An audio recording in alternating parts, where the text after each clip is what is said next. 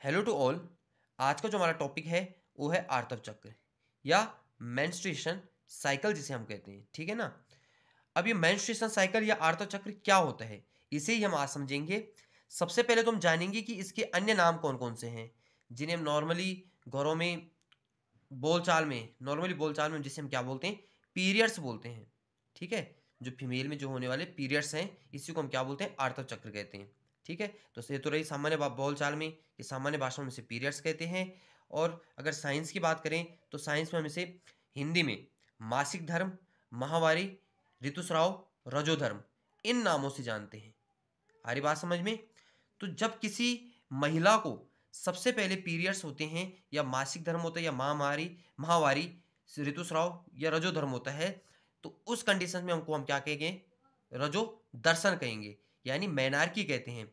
और जब ये रजो धर्म या ये पीरियड्स बंद हो जाते हैं आफ्टर 45 या 50 ईयर्स में, लगभग ये क्या हो जाते हैं, कंप्लीट हो जाते हैं, उसके बाद ये पीरियड्स नहीं होते, बंद हो जाते हैं, तो उस लास्ट पीरियड्स को हम क्या बोलते हैं, उसे बोलते हैं रजोनिवृत्त, या फिर हम उसे मेनोपॉज के नाम से भी जानते हैं। ठीक है। चलो तो जानते हैं इसे थोड़ा डिटेल से कि आर्तव चक्र वास्तव में है क्या।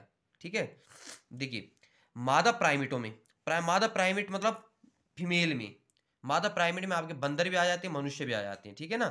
तो इनमें होने वाले जनन चक्र को ही हम क्या कहते हैं, आर्तव चक्र कहते हैं। अब जनन चक्र से क्या मतलब हुआ यहाँ पे, जनन चक्र मतलब जब जब कोई फीमेल रिप्रोडक्टिव के लिए क्या हो जाती है, मेच्योर हो जाती है, यानी जनन के लिए क्या हो जाती है, मेच्योर हो जाती है, तो उस कंडीशन को क्या कहते हैं, उस कंडीशन में क्या होता है, वो एग रिलीज करना शुरू कर देती है। यानी एग जो होते हैं, अंड जो होते हैं फीमेल में, उनका क्या होता है, परिपक्वन हो जाता है, और वो प्रत्येक 28 डेज में, 28वें दिन वो क्या होते हैं, योनि से रक्त के स्राव के रूप में बाहर निकलते हैं। तो इसी चक्र को जो प्रत्येक 28 दिन बाद होता रहता है, तो इसी को हम क्या कहते हैं, आर्तव चक्र कहते हैं। आ रही बात समझ में। ठीक है। या फिर हम इसे दूसरी प्रकार से, इस प्रकार से भी कह सकते हैं, जैसे आप यहाँ पे देख रहे होंगे कि मादा में अंडोत्सर्ग के दौरान अगर निषेचन नहीं होता है। अब इस लाइन को समझिए कि मादा में अंडोत्सर्ग, अंडोत्सर्ग का मतलब होता है ओव्यूलेशन, यानी ओव्यूलेशन क्या हुआ, अंडोत्सर्ग क्या होता है कि जब कोई भी महिला या कोई भी लड़की 13 साल की उम्र में क्या करती है, एग रिलीज करना शुरू कर देती है, यानी उसमें अंड बनने शुरू हो जाते हैं। देखो बन तो जाते हैं उसमें भ्रूणीय अवस्था में, हमने पहले ही बात की थी कि जब भ्रूण में, जब माता के पेट में जो भ्रूण होता है, अगर वो लड़की है तो उसी समय से अंड बनना शुरू हो जाता है उस लड़की में। लेकिन ये जो अंडोत्सर्ग की प्रक्रिया होती है, जब ये अंडोत्सर्ग फैलोपियन ट्यूब ट्यूब में या यूट्रस में, या आप कह सकते हैं फॉलिकल से बाहर कब निकलते हैं, तो ये परिपक्वन इनका कब होता है, 12 से 13 साल की उम्र में। जब कोई लड़की क्या होगी, 12 या 13 साल के बाद क्या हो जाती है, ये जो अंड होते हैं ये बाहर निकलने शुरू हो जाते हैं। ठीक है। बाहर निकलने का मतलब क्या है, फॉलिकल से बाहर निकल जाते हैं, फॉलिकल एग को रिलीज कर देते हैं। तो इसी को हम क्या बोलते हैं, या फिर हम कह सकते हैं अंडाशय से अंड निकलने की प्रक्रिया जब शुरू हो जाती है, परिपक्व हो जाते हैं जो अंड, तो उसी प्रक्रिया को हम अंडोत्सर्ग कहते हैं। तो उसी के दौरान अगर निषेचन नहीं हुआ, अब देखो यहाँ पे बहुत बड़ी बात है, यानी अंडाणु और शुक्राणु का संलयन अगर नहीं होता है, मतलब किसी लड़की को जब वो 12 साल की उम्र में उससे क्या हुआ, उसने एग रिलीज करना, 12 या 13 साल लगभग उसने एग रिलीज शुरू करना शुरू हुआ, और उस दौरान अगर सिंपल सी मैं कहूँ कि अगर उनमें सेक्सुअल रिप्रोडक्शन नहीं होता है, ठीक है ना, अगर उसमें सेक्सुअल रिप्रोडक्शन नहीं होता है, उसी को कह रहे हैं निषेचन नहीं होता है, मतलब यानी अंडाणु और शुक्राणु को संलयन नहीं होता है, यानी मेल के स्पर्म के साथ फीमेल के एग अगर नहीं मिलते हैं, तो मादा के जो एग होंगे, जो अंड होंगे, वो कहाँ पे आ जाएंगे, गर्भाशय का जो अंता स्तर होता है, गर्भाशय के 3 स्तर होते हैं, ठीक है ना, बाह्य स्तर, मध्य स्तर और अंता स्तर। तो गर्भाशय का जो अंता स्तर होता है, यानी जिसे हम एंडोमेट्रियम भी कहते हैं, तो वहां पे ये क्या हो जाती है, एग चिपक जाते हैं अगर निषेचन नहीं होता है। और फिर क्या होगा, फिर प्रत्येक 28वें दिन अंता स्तर, यानी जो एंडोमेट्रियम है और उसकी जो रक्तवाहिनियां होती है, वो क्या हो जाती है, नष्ट हो जाती है। और जब नष्ट होती है, तो उसी कारण से क्या होता है, योनि से लाल रक्त, यानी लाल तरल रक्त की भांति जो दिखता है, वो बाहर निकलने शुरू हो जाता है। तो यही प्रत्येक माह लगभग 28वें दिन फिर से होता है। जब जैसे आज आज हो गया, ठीक, तो आज से फिर ठीक 28वें दिन, वो 28वें दिन फिर से वो चक्र शुरू होगा। तो ये चक्र चलता रहता है लगभग 50 साल तक, फीमेल में चलता रहता है। तो इसी को हम क्या कहते हैं, यही चक्र क्या कहलाता है, आर्तव चक्र या मेंस्ट्रुएशन साइकिल कहलाता है। बात समझ रहे होंगे तुम। सिंपल सी बात है कि क्या कहा मैंने, कि जब कोई भी महिला है या कोई भी लड़की है, जब उसमें क्या हो रहा है, उसमें उसके एग जो होंगे, उसके शरीर के अंदर बनने वाले या अंडाशय में जो एग होंगे, वो क्या होते हैं, लगभग 12 से 13 साल के बाद क्या हो जाते हैं, परिपक्व हो जाते हैं वो। बन तो भ्रूणीय स्तर में जाते हैं, लेकिन परिपक्व कब होते हैं, 12 से 13 साल में परिपक्व हो जाते हैं। और ये क्या हो जाते हैं, अंडाशय से बाहर निकलना शुरू हो जाते हैं। अंडाशय से बाहर निकलेगा तो कहाँ पे आएगा, फैलोपियन ट्यूब में, और फैलोपियन ट्यूब से यूट्रस में आता है। तो अगर इस दौरान निषेचन नहीं होता है, यानी उसके बीच सेक्सुअल रिप्रोडक्शन नहीं होता है किसी मेल के साथ, तो क्या हो जाएंगे, ये यूट्रस की जो अंतः स्तर होगी उस पे क्या हो जाएंगे, ये यहाँ पे चिपक जाएंगे। यहाँ पे चिपकेंगे तो फिर क्या होगा, हार्मोन होता है हमारा जो एस्ट्रोजन हार्मोन में जब तीव्र वृद्धि होगी, या फिर जब जो एस्ट्रोजन हार्मोन के कारण क्या हो जाएंगे, इसमें जिम्मेदार होता है उसके लिए, ठीक है, मतलब ऋतुस्राव के लिए, या हम कह सकते हैं जो मासिक धर्म में पीरियड्स के लिए जो हार्मोन जिम्मेदार है उसे क्या बोलते हैं, एस्ट्रोजन बोलते हैं। ठीक है, तो उसमें क्या हो जाती है, कमी आने लग जाती है, और उसी के कारण क्या हो जाती है, ये रक्त वाहिनियाँ क्या हो जाती है, नष्ट हो जाती है, और यहाँ से योनि से या वेजाइना से रक्त की फॉर्म में क्या होता है, एक तरल बाहर निकलता है। इसी को हम क्या बोलते हैं, मासिक धर्म बोलते हैं। और यही मासिक धर्म प्रत्येक 28वें दिन चलता रहता है, जिसे हम क्या बोलते हैं, आर्तव चक्र कहते हैं, या मेंस्ट्रुएशन साइकिल कहते हैं। तो इतनी तो बात आप समझ चुके होंगे कि मेंस्ट्रुएशन साइकिल एक्चुअल में है क्या। अगर मैं तुम्हें सिंपल भाषा में इसे समझाऊं तो मेंस्ट्रुएशन साइकिल क्या है, मेंस्ट्रुएशन साइकिल एक अनिषेचित अंड है। वो क्या है, अनिषेचित यानी अनफर्टिलाइज्ड जो क्या होंगे, एग होंगे, वही क्या होते हैं, जब उनमें निषेचन नहीं होता है तो वो क्या होते हैं, दीवार पे चिपक जाएंगे गर्भाशय की, और 28वें दिन ये रक्तवाहिनी जब नष्ट होगी तो रक्त की फॉर्म में बाहर निकल आएंगे। आपने एक चीज और नोट की होगी, जब कोई भी महिला प्रेग्नेंट होती है, जब कोई महिला क्या होगी, प्रेग्नेंट होगी, तो उस दौरान पीरियड्स नहीं होते हैं। क्यों नहीं होते हैं, क्योंकि उस दौरान क्या बन जाता है, प्रोजेस्टेरोन हार्मोन बन जाता है, जो एग के रिलेशन को क्या कर देते हैं, रोक देते हैं। ठीक है, तो कभी भी जब प्रेगनेंसी होती है, ड्यूरिंग प्रेगनेंसी कभी भी अंडोत्सर्ग भी नहीं होगा, और आपकी क्या नहीं होंगे, पीरियड्स भी नहीं होती हैं, क्योंकि एग क्या हो चुका होता है, फर्टिलाइज हो चुका होता है, और वो एम्ब्रियो में कन्वर्ट हो जाता है। चलिए, ये तो था आर्तव चक्र की। अब देखते हैं कि इसमें क्या क्या क्या स्थितियां इसमें सामने पे आती है। देखिए, अब हम बात करें, या हम कह सकते हैं एक रजोधर्म से दूसरे रजोधर्म के बीच की घटना चक्र को ही आर्तव चक्र कहते हैं। देखो, मैंने 3 परिभाषा तुम्हें बता दी और तीनों को मैंने समझा दिया, तो ये भी कह सकते हो आप कि एक रजोधर्म से, क्योंकि रजोधर्म तुम समझ चुके हो, तो एक रजोधर्म से दूसरे रजोधर्म के बीच की जो घटना चक्र होता है उसी को हम आर्तव चक्र भी कहते हैं। ठीक है, बात समझ में आ रही। अब देखिए आगे आगे क्या कह रहे हैं।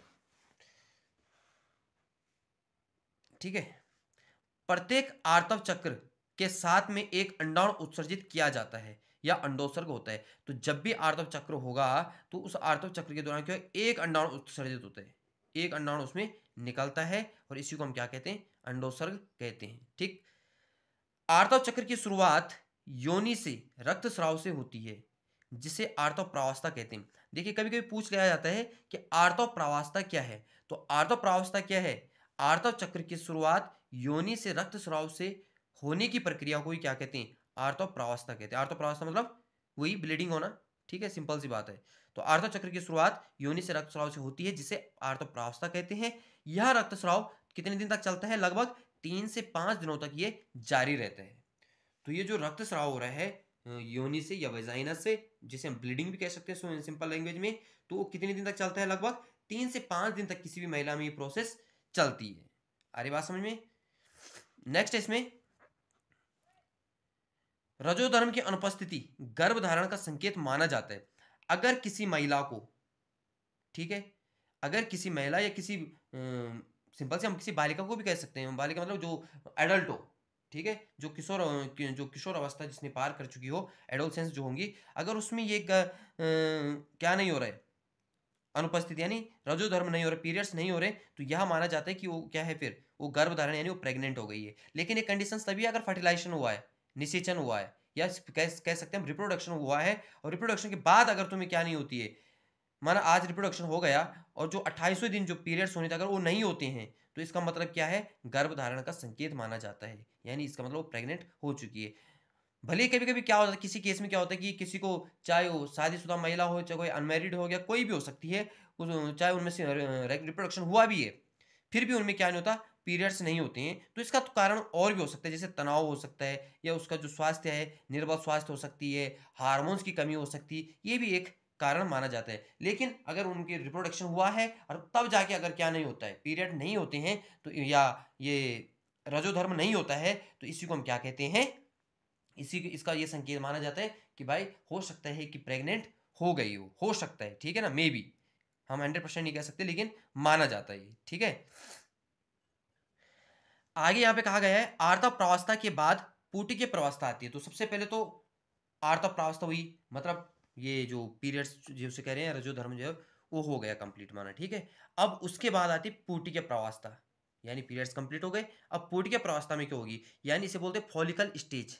क्या बोलते इसे, फॉलिकल, फॉलिकल स्टेज। अब फॉलिकल स्टेज क्या होती है, फॉलिकल स्टेज से सिंपल मतलब है कि फॉलिकल से एग का रिलीज होना, यानी फॉलिकल से एग का निकलना।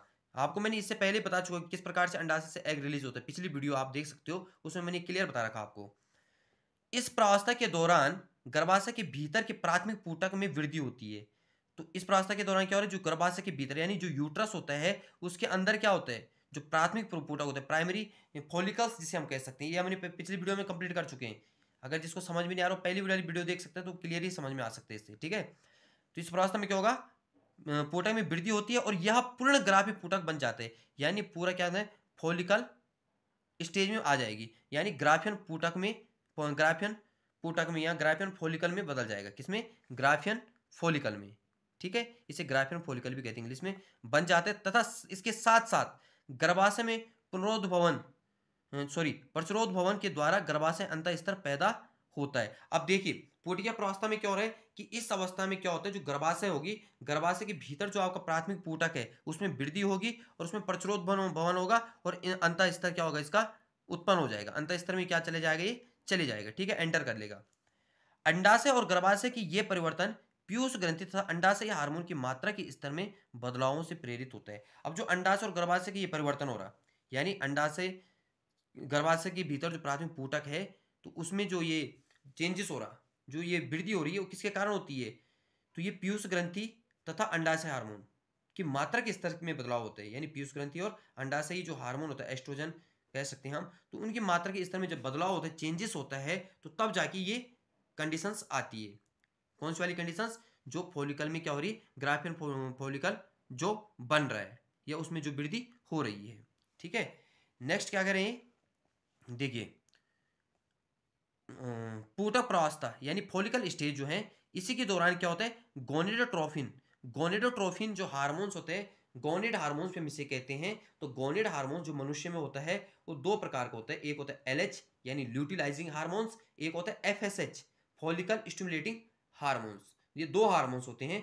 तो पूटक प्रावस्था के दौरान ही यानी फॉलिकल स्टेज के दौरान ही जो गोनेड होते हैं, गोनेड बोलते हैं जनन को, ठीक है ना, तो गोनेडोट्रोफिन जो हार्मोन्स है एलएच और एफएसएच, इनका स्राव धीरे धीरे बढ़ता जाता है और जब इनका स्राव बढ़ेगा तो यह स्राव पूटक परिवर्तन के साथ साथ वर्धमान पूटक द्वारा एस्ट्रोजन के स्रावण को उद्दीपित करता है। अब देखिए यहाँ पे क्या कर रहा है कि जो ये पूटक प्रावस्था है या जो फॉलिकल स्टेज है, इसी के दौरान क्या होती है, जो इसी के दौरान क्या हो जाएगा, ल्यूटिलाइजिंग हार्मोन्स और एफएसएच हार्मोन का स्राव होगा और इनके स्राव से क्या होगा, एस्ट्रोजन के स्रावण को उद्दीपित करेगा, यानी उद्दीपन करेगा, प्रेरित करेगा इसको एस्ट्रोजन के हार्मोन को सिक्रेशन के लिए। समझ रहे हो। अब देखो एस्ट्रोजन का सबसे बड़ा रोल यहाँ पे है। ल्यूटिलाइजिंग हार्मोन्स और फॉलिकल स्टिमुलेटिंग हार्मोन्स यानी एफएसएच और एलएच दोनों ही आर्तव चक्र के मध्य मध्य समझ रहे हो, लगभग 14वें दिन, कब, 14वें दिन अपनी उच्चतम स्तर को प्राप्त करते हैं। तो जो ल्यूटिलाइजिंग हार्मोन्स है और फॉलिकल स्टिमुलेटिंग हार्मोन है, ये दोनों ही क्या करेंगे, जब आर्तव चक्र के मध्य यानी बीच वाला भाग कह सकते हैं, हम कह रहे हैं ना कि आर्तव चक्र 28वें दिन होते हैं, तो मध्य भाग यानी 14वें दिन, तो 14वें दिन क्या हो जाएगा, ये अपनी उच्चतम स्तर को प्राप्त कर देता है, सबसे हाई लेवल पे क्या होती है, अपनी होती है, ठीक है ना। और मध्य चक्र के दौरान ही क्या करेगा, जो ल्यूटिलाइजिंग हार्मोन्स है इसका तीव्र स्राव जब अधिकतम स्तर पर होता है, यानी उसी मध्य चक्र यानी 14वें दिन के आसपास जब क्या होगा, ल्यूटिलाइजिंग हार्मोन का जो तीव्र स्रावण जो अपनी अधिकतम स्तर पे होगा, सबसे उच्च स्तर पे उसका स्रावण होता है, तो इसे एलएच सर्ज कहा जाता है। क्या कहते हैं इसे, एलएच सर्ज। कहीं पूछा जाए कि ल्यूटिलाइजिंग सर्ज क्या है या एलएच सर्ज क्या है, तो एलएच सर्ज हुआ है जब आर्तव चक्र के मध्य में क्या होता है, ल्यूटिलाइजिंग हार्मोन जो अपनी तीव्र अवस्था में होता है या तीव्र अवस्था में होता है या तीव्र स्तर पर होता है, तो इसी को हम क्या कहते हैं, ल्यूटिलाइजिंग हार्मोन सर्ज कहते हैं या LH सर्ज कहा जाता है। ठीक है, यह ग्राफी फूटक यानी ग्राफियन फॉलिकल को फटने के लिए प्रेरित करता है, और जब ये उच्च स्तर पर होगा तो ये क्या करेगा, ग्राफियन फॉलिकल को क्या करेगा, फटने के लिए प्रेरित करेगा, क्योंकि हार्मोन उच्च स्तर पे, तो ग्राफियन फॉलिकल में क्या करेगा, उसे उसे फटने के लिए प्रेरित करेगा, और अगर वो फटेगा तो उसके कारण क्या होगा, अंडाणु मोचित होता है। यानी जो एग होती है वो कहाँ होती है, अभी मैंने पहले बताया था ग्राफियन फॉलिकल के अंदर होते हैं। कहाँ होते हैं, ग्राफियन फॉलिकल के अंदर, या ग्राफी पूटक या ग्राफियन फॉलिकल हम इसे कहते हैं। इसके फटने से क्या होता है, अंडाणु मोचित हो जाता है, यानी अंडोत्सर्ग हो जाता है। ठीक, तो ये इस प्रकार से ग्राफियन पूटिका होता है, अंडाशय से जो एग जो है फॉलिकल के थ्रू ही बाहर निकलते हैं। तो इसी चीज का क्या होगा, और इसे इसके लिए कौन जिम्मेदार है, इसके लिए कौन जिम्मेदार है, एस्ट्रोजन हार्मोन से। ठीक है, यानी ग्राफियन पूटक से किसका, एस्ट्रोजन हार्मोन का क्या होता है, स्राव होता है, और कार्पस ल्यूटियम से किसका होता है, आपका प्रोजेस्टेरोन हार्मोन का स्राव होता है। कई बार पूछा जाता है कि एस्ट्रोजन का स्रावन कहाँ से होता है, तो एस्ट्रोजन का स्राव होता है ग्राफियन पूटिका से। ठीक, और कार्पस ल्यूटियम से किसका होता है, प्रोजेस्टेरोन का।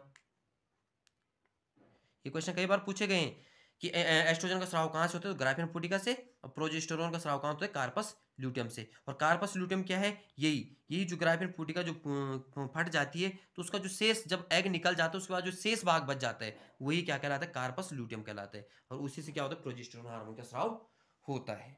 ठीक है ना, चलिए नेक्स्ट हम बात करते हैं पीत प्रावस्था। इसी को हम कार्पस स्टेज पे कहते हैं।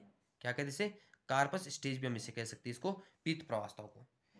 ठीक, अब देखिए, इस अवस्था के दौरान ग्राफी पूटक का शेष बचा हुआ भाग पीत पिंड कहते हैं हम कार्पस ल्यूटियम को, सुना होगा तुमने कार्पस ल्यूटियम हार्मोन।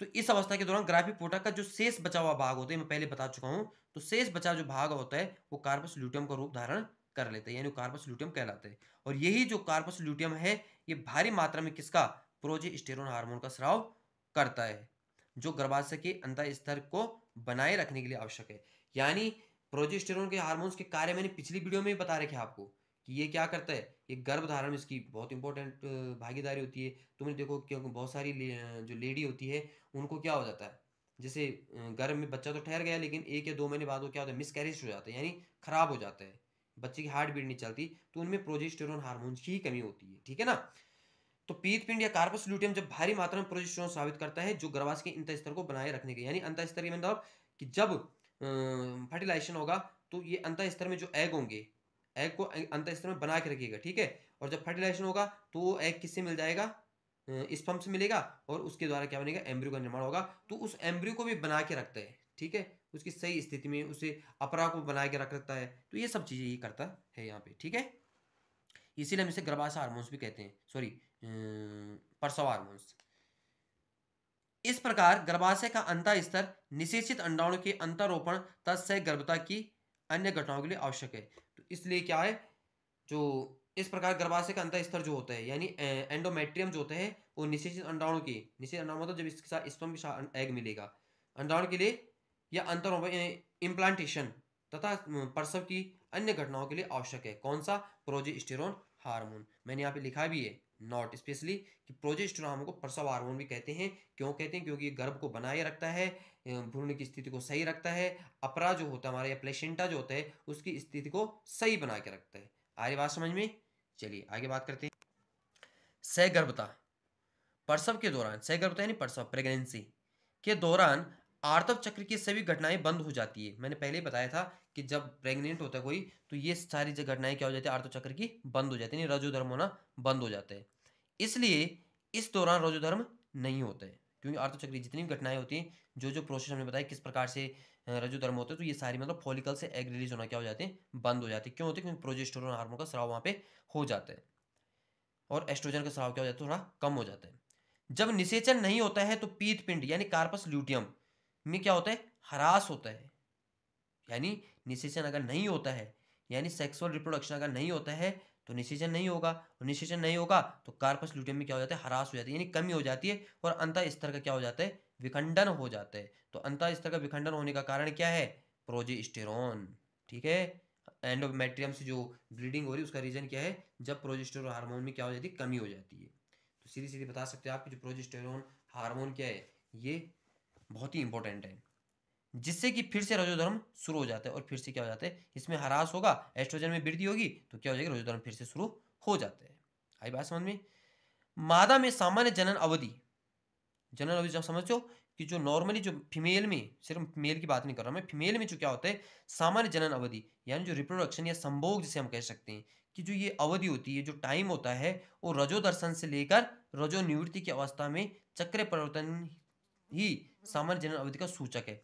तो सामान्य जनन अवधि किसी फीमेल हम कहें तो कौन सी है, कि भाई वो जनन कर सकती है, ये जनन के लिए कैपेबल है, तो वो क्या है, वो कौन सी उम्र है या कौन सी एज है, तो हम कह सकते हैं कि मादा में सामान्य जनन अवधि यानी रजो दर्शन, यानी जब उसे फर्स्ट टाइम क्या हो रहे हैं, उसे रजो दर्शन हो रहा है या पीरियड्स जिसे हम कह रहे हैं, फर्स्ट टाइम जो उसे पीरियड्स होते हैं, तो वहां से लेके और रजो निवृत्ति यानी लास्ट जो उसे पीरियड्स हुए या लास्ट में जो उसे पीरियड्स हुए, जब ये जब ये होना बंद हो जाता है, तो उसके बीच की जो घटना चक्र होती है, यानी 12-13 साल से लेके 45 से 50 साल के बीच की उम्र को ही हम क्या कह सकते हैं, मादा की जनन अवधि कह सकते हैं। यहाँ पे मेनार्की टू मेनोपॉज मैंने क्या लिखा है कि रोजो दर्शन को तो हम क्या बोलते हैं, मेनार्की यानी जब से पीरियड स्टार्ट होते हैं, मेनोपॉज मतलब जब क्या होता है, रजो निवृत्ति यानी जब ये पीरियड्स बंद हो जाते हैं। ठीक, चलिए पीरियड्स में यहाँ पे करो, लेकिन साइंस के लैंग्वेज में से रजो धर्म, मासिक धर्म, ऋतुस्राव, यही शब्द हम कह सकते हैं। ठीक है, अब देखो स्त्रियों में जनन काल 12 वर्ष से लेकर 45 से 50 वर्ष की आयु तक होता है। बस ये बात मैं कई बार बता चुका हूँ तुम्हें। अब इस प्रकार से अगर सिंपली अगर हम समझे तो सिंपल हम कह सकते हैं कि देखो क्या होता है जनन काल की अवस्था, यौनावस्था, यौनावस्था यानी अडोलसेंस, अडोलसेंस यानी 12 वर्ष से शुरू हो जाती है। लड़कों में 13 से 14 होती है, लेकिन लड़कियों में 11 से 12 में ही क्या हो जाती है, यौनावस्था प्रारंभ हो जाती है। इसी से क्या होता है, जनन काल का प्रारंभन भी हो जाता है। और क्यों होता है, क्योंकि इस समय रजो दर्शन यानी मैनार की प्रारंभ हो जाता है। और जो जनन काल की अंतिम अवस्था है वो जनन काल की समाप्ति है। ठीक, इस समय क्या होता है, रजो निवृत्ति हो जाती है, यानी मेनोपॉज, यानी जो फीमेल होती है उसको लास्ट क्या होता है, पीरियड्स होते हैं, उसके बाद ये पीरियड्स होना बंद हो जाती है। ये जो एज होती है लगभग 50 वर्ष तक की होती है। ठीक है, तो आई होप आपको वीडियो पसंद आई होगी। अगर आपको इसकी पूरी जानकारी अगर इसे सही से स्टडी करनी है तो इससे पहले की वीडियोस मेरी जरूर देखें, क्योंकि ये क्लास 12 की मैं टॉपिक टू टॉपिक इन बातों को रख रहा हूँ। ठीक है, चलो इसी के साथ आज की वीडियो यहीं भी खत्म करते हैं। Thank you.